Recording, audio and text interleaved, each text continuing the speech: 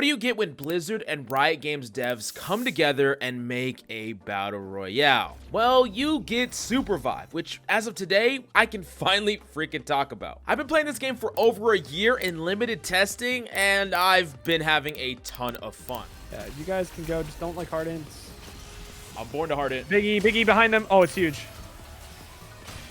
Nice pick. Kill the other one. Nice. All right, guys. Wish me luck.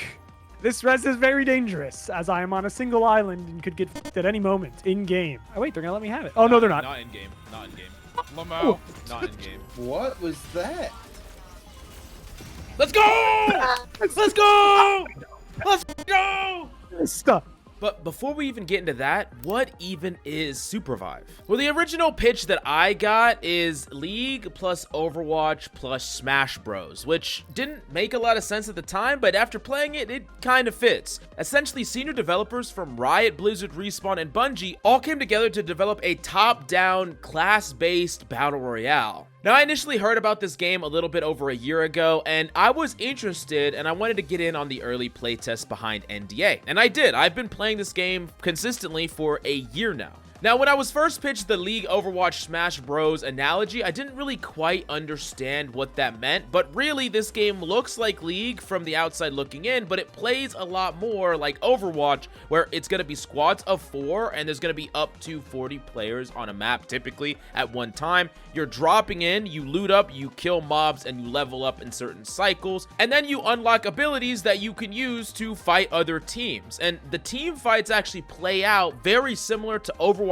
team fights. You're oftentimes trying to hit your abilities. There's a lot of skill shots. There's a super high skill ceiling. And there's a lot of fast-paced fights that happen all the time, and you have great mobility, so moving around the map happens quickly, and it's almost like if you took away a lot of the farming, slower aspects of a League of Legends beginning game, and you took that and changed it with Overwatch team fights that can happen more sporadically and actively.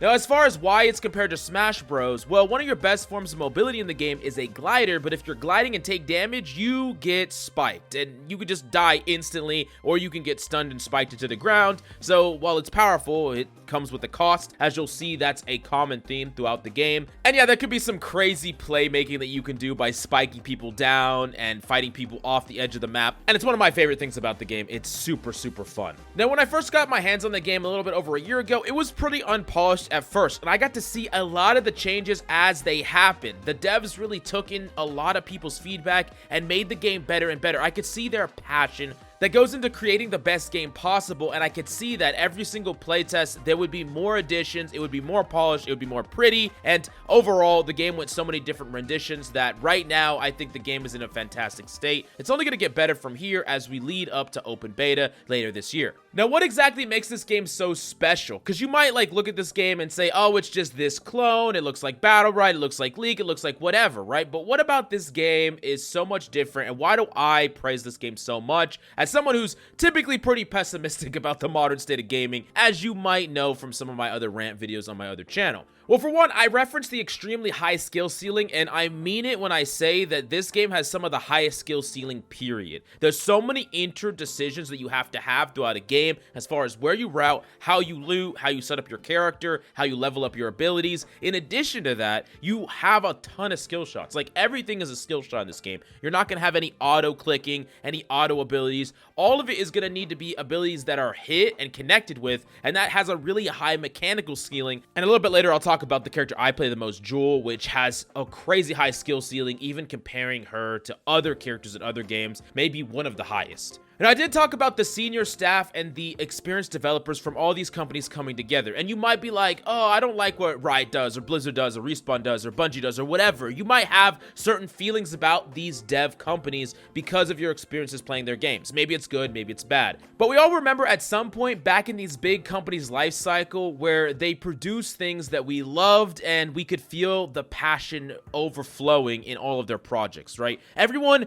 looks back and says, wow, old Blizzard was amazing. Old Bungie was amazing. And while I'm not saying that these companies are necessarily bad or there's problems or anything like that, what I am saying is that there is something lost when a company gets too big, too profit-centric, there's too many moving parts, and a lot of the original people that were passionate about their projects, those people are gone. And that's what this dev team is. People that care, people that are passionate. And they're not just passionate people without the skills. These are some of the most talented devs in the entire industry, and they're working on this game, and they are passionate and want to make a really great game. And one of the greatest examples I can give you is that there is one of the lead devs that plays a really high skill character called Ronin that plays in a lot of the lobbies, a lot of the playtests, and he's running it down and popping off and slaughtering people. And that shows that he's having a lot of fun playing the game. He's actively testing the game. He's mechanically good at the game and practicing the game, and it just shows the passion, right? You get to see it, you get to feel it, and I really love being a part of something like this where it feels like there's a sense of community around the game and people with the skills to make pretty much any dream about the game a reality.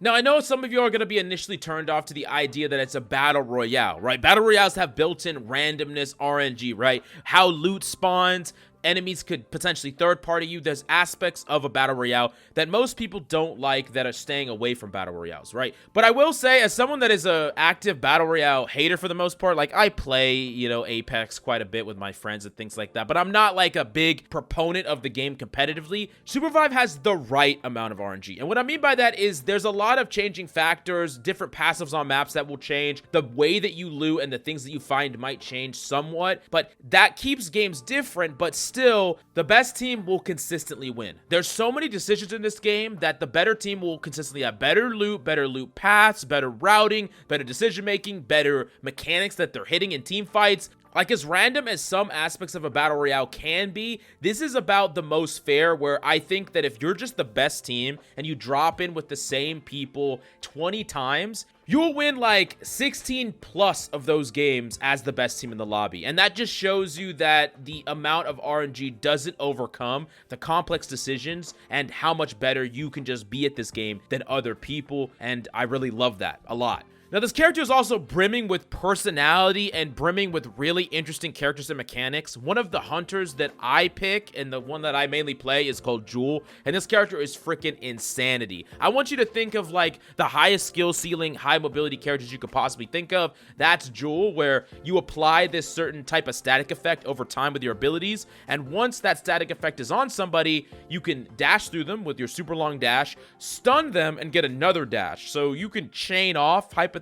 I mean, you're going to see some clips right now behind the scenes where I'm just chaining off on like a million people and killing entire teams. You can 1v4 with this character. Crazy high skill ceiling, really hard to play like a glass cannon, but I love that. As like someone that came from Genji, like this character gives me the feeling that I got back in 2016 locking in Genji, and I just love it. Like, I haven't felt like this in a long time, and it's so freaking fun to me. It's just that damn fun. All I want to do is play this game. That's it. Now, there's also going to be a trailer dropping today that's going to show off some of the characters' personalities, but I would expect a lot of these characters to get fleshed out, have really cool animations, personalities. Whether you're looking for someone cute, badass, or anything in between, you're going to find a character that matches your personality that you can really vibe with, and also characters that match the playstyle that you want to incorporate into your game. There's a lot of different playstyles and different ways to play this game depending on the hunter you pick, and I also have a beginner's guide that I'm going to be dropping on the 27th when everyone can get in and play this game. That's going to go into detail talking about everything you need to know to really master this game, so yeah, look out for that on the 27th. Now, whether you're still skeptical or already sold, I would highly suggest you try this game. So how do you get in to play Supervive? What's next? Well, there's going to be a limited playtest starting on the 27th, and then for the next 8 days after that, you're going to be able to play Supervive, but you have to get a key either by watching streamers that have drops. If I do stream, I will have drops. And then there's also giveaways where I actually do have 30 keys to give away, where I might stream and give them away there, but I will be giving away either some or all of them on my Twitter as well, so definitely check that out. But later this year, there will be an open beta where everyone can get in, and I'm super excited about that. And for this channel, even though I'll still be making Overwatch content and content about other games, expect a ton of Supervive content, news, guides, because I really do see the potential in this game as a content creator. I really do love playing this game, and I haven't felt that about a game in a long time, where I'm just going to play it for like this entire week, and I'm going to be having a great time. And tomorrow, I'm going to drop a full game where I pop off on Jewel, so you'll get to see a little bit about the game. And then on the 27th, I'll drop that beginner's guide and then a Jewel guide soon after that. So there's a lot of content coming down the pipeline. Make sure you subscribe to this channel for all news, guides, and content about Supervive from now on. This is your one-stop shop for everything Supervive. Thank you so much for coming by. Hope you enjoyed the video, and I'll see you next time.